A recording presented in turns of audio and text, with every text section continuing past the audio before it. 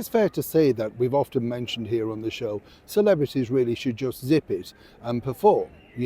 I mean, people say to me, but Neil, Frank Sinatra was very vocal, of course, about his leniency towards Kennedys in the 60s.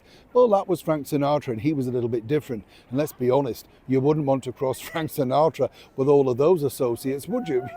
Let's be openly blunt. But of course, recently we've had celebrities that are just literally speaking out politically and risking, well, some people might say, the end of their careers.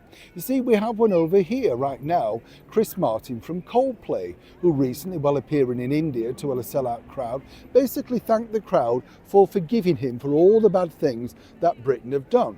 And then he went on to do the same thing over in Ireland. I mean, the guy's a clothead, The bottom line is, it was this country that gave him the break. It's not up to him to apologise for anything. Nobody cares. Just sing your songs and leave the stage.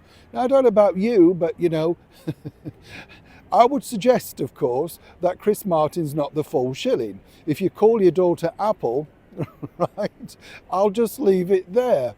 But the bigger picture really that happened, and I find this fascinating, I decided to ring round some of the publicists of the people that claimed that if the latest president, that is the 47th president of the United States, Donald J. Trump, was re-elected back into office, of which we know he is, well, where were they going?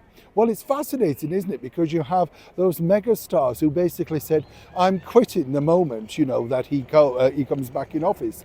We had the same thing over here. This really odious columnist, I think she's on The Guardian or The Independent, maybe freelance, whatever, Yasmin, pops up for £100 on the Jeremy Vine show, a little watch daytime morning fodder thing. She claimed that the moment Boris Johnson got into power, she was quitting the UK. She's like one of those stains in the bathroom you can't get shot of. She's still here and no intention of going, even though she's very derogatory and incredibly cruel about the British way of life, even though she's married to a Brit. You get the picture.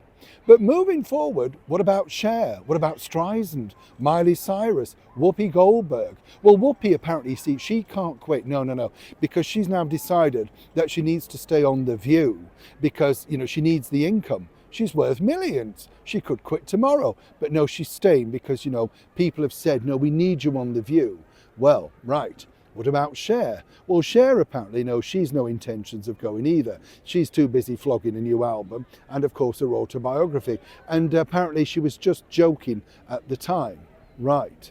Now, Barbra Streisand, now let's be honest, Barbara's of a seasoned age, and who wants to hoof up and move halfway around the world, even though she's been incredibly vocal and even put out a record about Trump called You Lied to Me. Well, no, she's staying as well. So the real thing, the thing of this video is, as I often say to you here on the show, having worked with micro celebrities for many, many years, simply take no notice of them. They are all about themselves, publicity, getting themselves in the paper. None of these people will be quitting America. Even the hardman actor, Arnold Schwarzenegger, who I personally interviewed and was a nice man, suddenly, no, you shouldn't be taking that seriously. It was an off-the-cuff remark, even though he decided, of course, to back the failing Kamala Harris. But what I find fascinating is that now in this digital age, they think that you won't remember. But of course, you do. Out of all of them, who would you like to see pack their bags and go? Or is one particular person that you might think, I just wish you'd go anyway? I think I've just told you mine. Neil Sean in the very heart of Hyde Park, London.